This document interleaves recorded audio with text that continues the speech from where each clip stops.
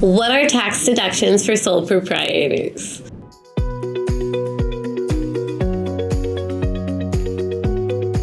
Hi guys, it's Nicole again. I'm your favorite tax advisor here at Robert Hall and Associates.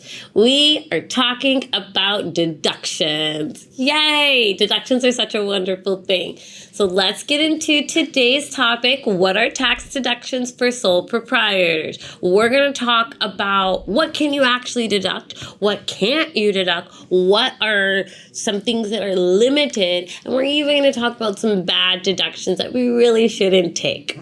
But before we get into it, you guys know exactly what we need to do. You need to hit that like and subscribe button so you don't miss out on any upcoming videos. Okay, here we go. Tax deductions for sole proprietors. What can you deduct? The key thing is don't stress. It's not hard at all. What you need to think about is, am I using it for business? If that is a yes, you can deduct it.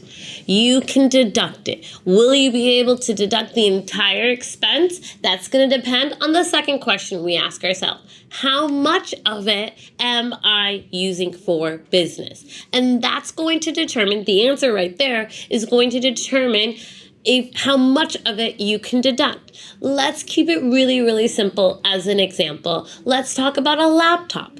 If I purchase a laptop for $1,500 and I ask myself, am I going to use this laptop for business? Yes. Okay, great, amazing. I'm going to deduct it. How much of this $1,500 can I take as a deduction? Well, how am I going to only use this laptop for business, or am I going to use it for personal as well as business?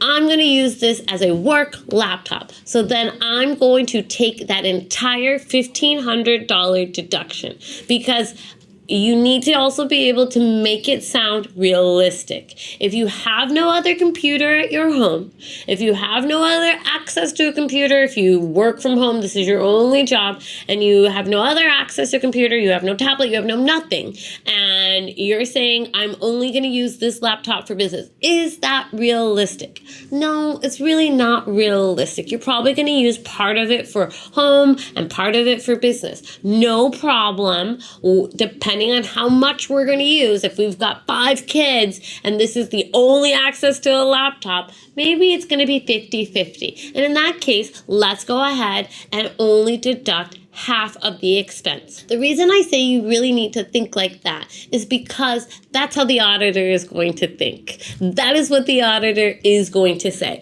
So I have as clients some content creators. Content creators are amazing. They're food bloggers. Now, earlier I told you that there are some bad deductions. There's some bad expenses. Some expenses that people really genuinely don't understand, but they are inherently personal.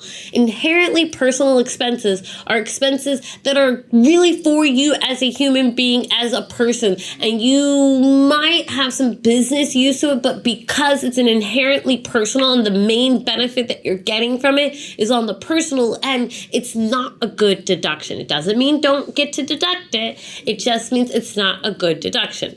And so I have some food bloggers, and they are constantly wanting to put groceries because they're going out to buy their groceries for their videos. And so is that going to be a bad deduction? Is that something that they're not able to deduct?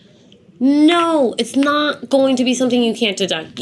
The double negative. Yes, you can deduct it. Yes, you absolutely can. But does that mean you can take every grocery bill? Absolutely not. And that's where the problem comes in. Are you good enough to separate when you go to the grocery store and go, I'm only buying this for the video and I'm going to buy this for my regular life? Are you actually going to buy a gallon of milk and only use it for the video and not also use it for your baby and for your cereal? Like, if that is the case and you absolutely can, then yes. And that's exactly what you really need to be doing. You need to show because if worst case scenario happens and we're getting audited, you're going to need to show the IRS that I have groceries on my business side, but they're only only going to be for business, and I have groceries on my personal side, and they're only going to be for personal. And they're going to look at the quantity. If you have, let's say, $50,000, really extreme numbers here, but let's say we have $50,000 of groceries in total, right? We have $50,000 of groceries in total, business and personal. And you have it split up that 30,000 of that was spent on business and 20,000 of that is spent on personal. They're going to look at you. They're going to be, that is not the average. And when you're taking deductions, it needs to be ordinary and necessary. Those two words are really, really important. Ordinary means it needs to be the average. You're not going to be able to get it as a deduction if it's not common, if it's not normal. And the IRS knows all about statistics and they know all about the average because so many people are doing the same thing you're doing. No offense, you're not that unique. And so when we're looking at things as if we're ordinary and we're necessary, that's what we're going to look at. How much does the average American spend on groceries? Is it 20,000? And why is the average food blogger spending more on their food vlog videos than the 3 meals they eat a day? Like, does that make logical sense? You have to balance it out. Yes, you can say, because I do high quality food, I'm Martha Stewart, and everybody knows this. Ever tried to follow a Martha Stewart recipe, you gotta go spend like $88 on some flour that's like made in the Himalayas or something like that. Okay, and if you're like following the Martha Stewart guide here, and you put out 15 videos a week, you can go ahead and make that claim. You're gonna have to fight, but you can go ahead and make that claim. If you are not, and you're doing 1 video a month, it doesn't make sense that your food expenses are going to be larger on the business side than on your personal side. I went on a little bit of a tangent there. But it's to really reinforce my point that when you're deducting as a sole proprietor, because it's on your personal return, which is going to be one of the most highly audited types of returns, you need to make sure that you're using it for business. If you are using it for business, and if it's something that can be seen or construed as it has a personal use, you need to show that that you have accounted for that personal use. But if you're using something solely for business, then great and amazing. There are many things out there that we use on a regular basis that have both home, personal, and business use, like our home, for example, right? Just because your home is going to be inherently personal doesn't mean that you can't count part of it. But let's be realistic. It needs to be parts of your home that is completely dedicated to your business. Let's go back to being a content creator. If I'm a content creator and I set up a little studio in my house, perfect and amazing, then I'm going to use the business use of home deduction. I'm going to figure out how many square feet my house is. Let's call it 3,000 because I'm rich. And I set up this cute little studio. The studio's going to be 100 square feet? I don't know, maybe 500 square feet. It's really not going to be more than 500 square feet. And so you would get that percentage of your mortgage costs, your property tax, or your rent, or the utilities, or whatever it may be that you're using for that studio space that you have completely dedicated to. But let's say I have a second bedroom and I'm filming out of my second bedroom. My second bedroom is my studio and it's also my guest room. And that second bedroom is also 500 square feet. Great, because it splits use, I'm now only going to take maybe 250 of that, 250 or like half essentially of that square feet to count it as the deduction. You need to be realistic. But with that, you also need to understand that there's a lot of expenses that you have that are going to be business. Track the miles. Track your expenses on your car. You get to take miles or expenses. I live in California. Miles are based off of the average American. Here in California, our cars are more expensive than the average American. I mean, our cars are generally more expensive than somebody in Iowa. Like, it just is. We're in our cars longer. We drive more. Our gas is incredibly more expensive than that. And so sometimes when you're doing the calculations, you realize miles gives me a lower deduction than my car expenses straight. And so you really need to track all of it.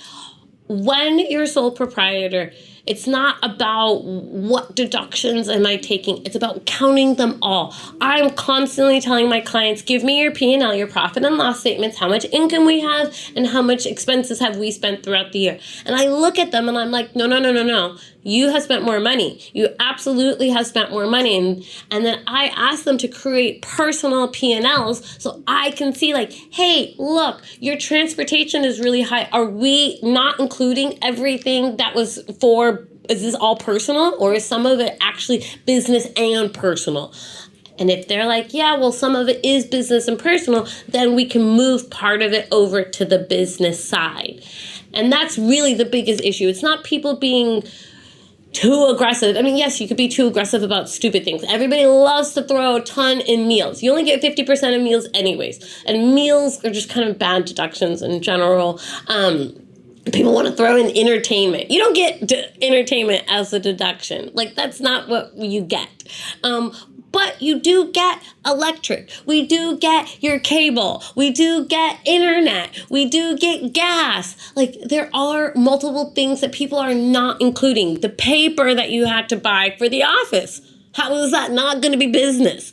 And those miscellaneous expenses calculated will be a much safer and better deduction than going crazy on meals or trying to include entertainment or including you getting your hair done every month. Like, no, we're not including that. If you're getting your hair done for a specific studio, for a specific shoot, okay, we can go ahead and include that. But that is different than I have to maintain my blonde hair for, I don't know. So when you're a sole proprietor, ask yourself 2 questions.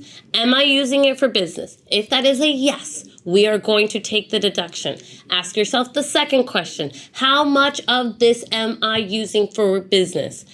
And that will determine how much of a deduction we can take. With my last key point here is to track everything. Track it.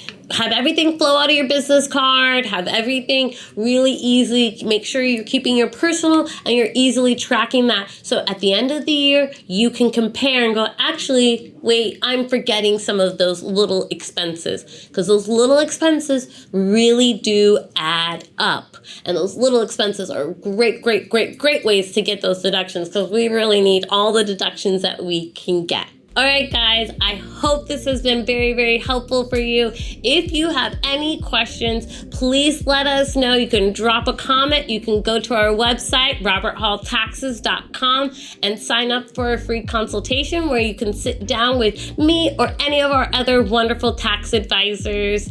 My name is Nicole. Hit the like and subscribe, and I'll see you guys on the next one. Bye.